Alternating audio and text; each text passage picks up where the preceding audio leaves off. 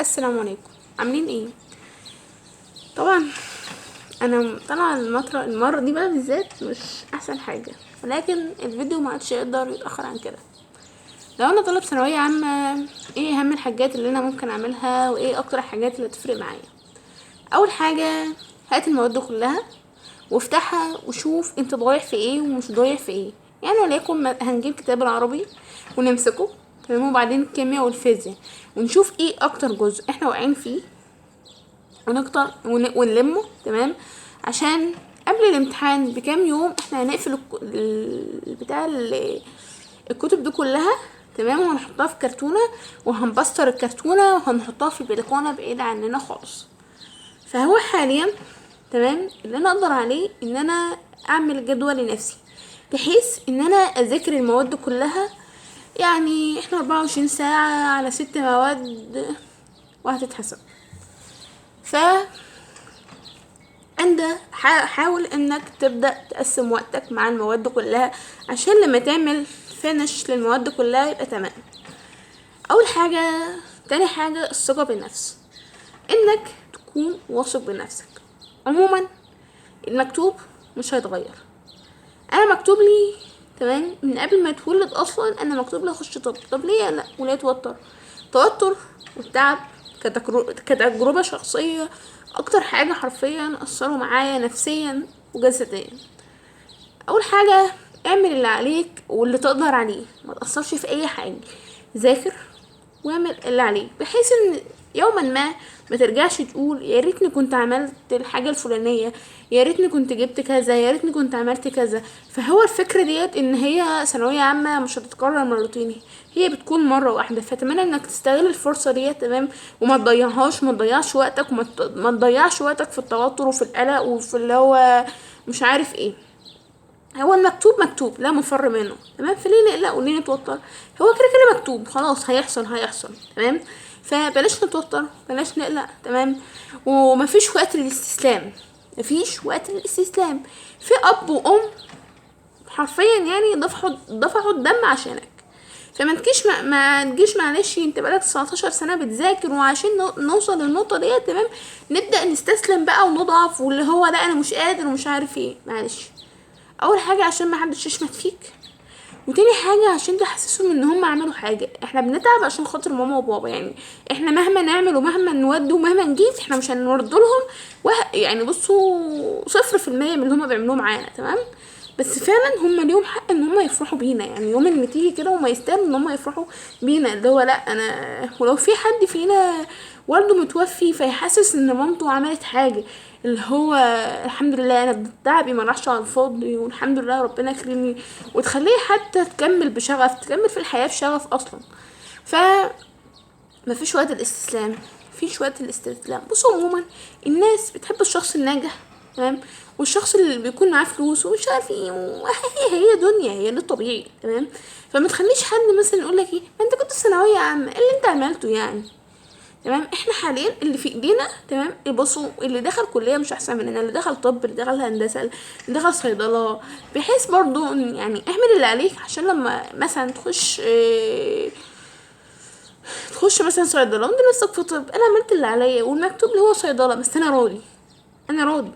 يبقى اول حاجه هنعمل جدول، تاني حاجه مش هنتوتر، تالت حاجه هنام كويس قوي. النوم والاكل والرياضه دول 3 حاجات هيأثروا معاك جدا. اللي هو تنام، تمام، يعني قاعد تذاكر ارحم ده وريحه شويه، بحيث انك اصلا لما يعني مثلا لما الانسان بينام ويقوم بيحس ان هو بدأ من جديد، فيبدا يعني المعلومات دي تبدا تتغذل ويبقى عندها وقت انها تتذاكر ومش عارف ايه. ما تقعدش تذاكر 24 ساعه وما تنامش، ما تقعدش على التليفون كتير، ما تضيعش وقتك، ما تبعدش عن ربنا، ما تبعدش عن ربنا. صلي، اقرا قران واقرا الاذكار، ودايما يا رب يا رب يا رب كن معايا، يا رب خليك معايا، يا رب ساعدني، يا رب يا رب. إيه. والحاجه اللي انا انصحك بيها تاني هي ان احنا نذاكر اونلاين. المذاكرة اونلاين ما بتضيعش وقت، فعلا ما بتضيعش وقت، الا لو انت بقى بتفتح فيس وانستا وبتاع وبتسيب المذاكره وبتسيب الحصه شغاله وبتروح تفتح واتس تتكلم صحابك. بص، صحابك مش هيروحوا حته، صحابك قاعدين والله. يعني هتخلص ثانويه عامه، تمام، ولو في حد يعني مثلا وليكن 3 واحد مثلا دخل طب، اتنين دخلوا تجاره، اللي الاتنين بيفضلوا مع بعض، والطب اللي هو سبقهم اصلا وجاب اعلى منهم ودخل وسبقهم ما عادش بيفتكرهم. عن تجربه، احنا كنا صحاب ثانويه عامه، شله كده، في ناس كتير دخلت تمريض، وفي ناس دخلت خدمه اجتماعيه، وفي ناس دخلت صيدله. احنا اصلا ما عدناش بنفضل ان احنا بنشوف بعض اصلا. يعني انا كائن راح محافظه وهم راحوا محافظه فاهمين اللي هو حتى اللي بيكونوا في نفس المحافظه في نفس الكليه مفيش حد بينفعك، مفيش حد بينفعك غير نفسك. تقعدش تقول ده صاحبي، وصاحبك يقول لك انا ما بذاكرش وانا ما بعملش، وهو اصلا ما شاء الله بيبطل. انا كان معايا عيال كده، انا كان معايا عيال، كان في بنت معايا اسمها بلاش اسمها تمام، كان معايا بنت كانت بتقعد تذاكر كتير جدا جدا، انا اظن انا قلت حاجه زي كده، كانت بتقعد كتير يعني حرفيا كانت 24 ساعه بتذاكر. وكنت اجي اقول لها يا فلانه انت ذاكري، تقول لي لا. تقعد طول ما هي ماشيه معانا انا ما بذاكرش، انا ما بعملش، انا ما بعملش. لما مره قعدت جنبها في درس الكيمياء، لقيتها فاتحه الكتاب تمام، وحرفيا يعني الكتاب ده اللي هو مفيش فيه كده اهو موقع بيضه كده اهو تمام، مش مكتوب فيها، لقيته حرفيا كله مكتوب فيها. فبصيت لها كده اللي هو امال لو بتذاكري بقى. فالفكره هنا ان ما تسمعش كلام حد يقولك ما تذاكرش. كلام الاهل، اظن ان انا يعني انا حرفيا بيجيلي 50 رساله في اليوم على الواتس بسبب كلام الاهل. بصوا مفيش حد هيحبك وهيحبك اكتر من ماما وبابا، هما الاتنين دول اكتر اتنين بيحبونا في الدنيا والله. يمكن هما بينصحونا او بيقولوا لنا كلام، يمكن هما بيحبونا وكل حاجه، بس الفكره كلها ان هما اصلا طريقتهم غلط. يعني هما بيحبونا ونفسهم يكون احسن ناس ونفسهم نذاكر، يعني ما حدش يزعل من كلمه ذاكر، هو بيذاكر عشان انت تبقى احسن منه. يعني هو لو بابا وماما دول احسن ناس، هما طبعا احسن ناس، هما لو يعني اعلى مراتب في الدنيا تمام، هما عايزيننا بقى برضه احنا بقى نبقى احسن منهم. فهم فكره ان هما مش عارف ايه، هما بيحبونا والله وبيحطونا في ضغط عشان نذاكر وعشان نبقى احسن منهم. ففكره ان الاب ماما وبابا دول هما بيحبونا فعلا. يعني لو في حد فيكم مامته متوفيه او بابا متوفي، فالفكره انك مثلا تلاقي ايه اللي هو لو حد يعني لما حد بيعمل فيه بينجز حاجه او بيعمل حاجه تلاقيه جايله في المنام جوه، تحسه فرحان كده. والعكس برضه لما بيفشل او حاجه بتلاقيه زعلان. فاحنا ليه هما نايمين في مقابرهم او ربنا يرحمهم طبعا، هو في مكان احسن من هنا.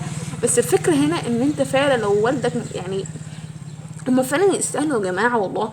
وما ينفعش يعني إيه ما تجيش على الايام دي تمام وتقول لي انا هسم وخلاص. هي ذاكروا واعملوا اللي عليكم والله العظيم في وقت. يعني انا في امتحان الاحياء انا كنت تعبانه قوي بجد قوي تمام، فما كنتش ذاكرت حاجه. وطبعا امتحان الاحياء ده كان في الاخر، يعني شوفوا بقى امتحانات الثانويه العامه دي كلها بنعدد، وهو كان امتحان الاحياء اخر واحد. فامتحان الاحياء ده ما كانش قبله الا يومين باين او حاجه زي كده، فانا تعبتهم كلهم يعني الحمد لله تعبت الايام كلها. فما كانش عندي وقت اصلا ان انا اذاكر. عملت ايه؟ جيت يوم ليله الامتحان سمعت احمد بتاع الاحياء دوت وخلصت اللي عليا ورحت دخلت الامتحان وجبت درجه، كانت اعلى درجه في الاحياء، كانت الدرجه العلميه درجه الاحياء. طيب يبقى احنا الوقت نقسم وقتنا كويس، هنعمل كل حاجه. الوقت عدى، ما عادش وقت كتير، ما عادش الا شهر، فاتمنى ان احنا ناخده بجد تمام. ما عادش الا شهر تمام، اللي هو يا نستسلم ونضيع وقتنا ونعيش تاني سواء سنين سودة زي السنة اللي فاتت، زي السنة اللي احنا عشناها دي، يا اما نخلص. فالاحسن ان احنا فعلا نخلص، نشد حيلنا جامد وما نستسلمش، ما نسمعش كلام حد، ما نسمعش كلام صحابنا. لو في حد فيكم فاتح السوشيال بيضيع وقته يقفله. ما حدش يقول لي مش هنلحق، لا هو في وقت فعلا هنلحق فيه. ربنا سبحانه وتعالى ما بيضيعش تعب حد، وربنا سبحانه وتعالى لما بيشوف حد بيعافر دايما بيساعده. هانت ما تتوتروش، ما تقلقوش. هو المكتوب مكتوب، ما فيش حد ياخد من نصيبكم حاجه. بخصوص السماعات اللي هي السماعه اللي بيخشوا بها البتاع، هم اي نعم بيخشوا بسماعات، وانا كان معايا في اللجنه بتاعت 3 سماعات. بس الفكره انك لو غشيت او جبت حاجه بالغش تمام، وسوارك بيكون بالغش، تتجوز بالغش، هو كله حرام. يعني الفلوس اللي انت مثلا يعني انا دخلت جبت سماعه وربنا كرمني ودخلت التمريض دول بتوظفوا وبيقبضوا فلوس كل شهر. انا الفلوس اللي انا صرفتها اللي انا هجيبها ديت تمام، كل حاجه هعمل بها حرام عشان ده ما كانش مجهودي، يعني التمريض ده ما كانش مجهودي، انا غشيته وجبته، فهو بالطبيعي بالغش فهو حرام. اتجوزت وصرفت فلوسي دي على الولاد، فهو فلوس اللي انا صرفتها على عيالي ده حرام. صرفت واديت لجوزي حاجه فهو برضو حرام. هو الفكره هنا كده اللي هو الفلوس اللي انت جبتها بالحرام هي هتفضل طول عمرها حرام، وهتخش النار تتحاسب. وما تظلمش حد. بص هو كده انا عارفه ان هما في ناس بتغش وفي ناس بتجيب مجموع عاليه وبتاع، ماشي، بس المجموع اللي انت تجيبه يبقى بالحلال. مجموع ان انا ابقى جايب بكره اهو بالحلال، لو 50% بس بالحلال. يعني اعرف ناس دكاتره حرفيا بشريين ما بيعرفوش اي حاجه. معايا عيال في الكليه بتاعتي والله العظيم انا اعرف ان هم ما بيعرفوا الاي من الاي، يعني دي مثال بسيط اهو، هم بيعرفوا الاي من الاي، ودخلوا معايا ازاي انا ما اعرفش، هم غشوا وجابوا. بس خلي بالكم والله يعني حتى تلاقيهم، يعني مش هقول لك لا ما بينجحوش في الكليه، لا بينجحوا، ما فيش حد ما بينجحش، لا بينجحوا، بس كله حرام وكله غش وكله كذب وكله هيتحاسب. يعني انت ما تستغلاش مثلا اللي هو مثلا، يعني مثلا مثلا ما تستقلش بمثلا ايه 100 جنيه مثلا انا جبتها بالحرام ولا صرفتها على الحرام، ما هو كله حرام وكله هيتحاسب عليه. تمام، ربنا سبحانه وتعالى هيكرمك، المكتوب لك مكتوب مش هيتغير، خده بالحلال. ما تقولش هيجي ازاي ومش هعمل ايه، هو هيجي والمكتوب مكتوب. يعني مثلا مكتوب لك تخشي صيدله هتخشها، غشيت هتخشها، ما غشيتش هتخشها، بخشها بالحلال. سلام. صحيح ما تنسوش تدعوا الدعاء صاحبتي بالصبر، وتدعوا الوالده بالرحمه لانه لسه متوفي امبارح سلام.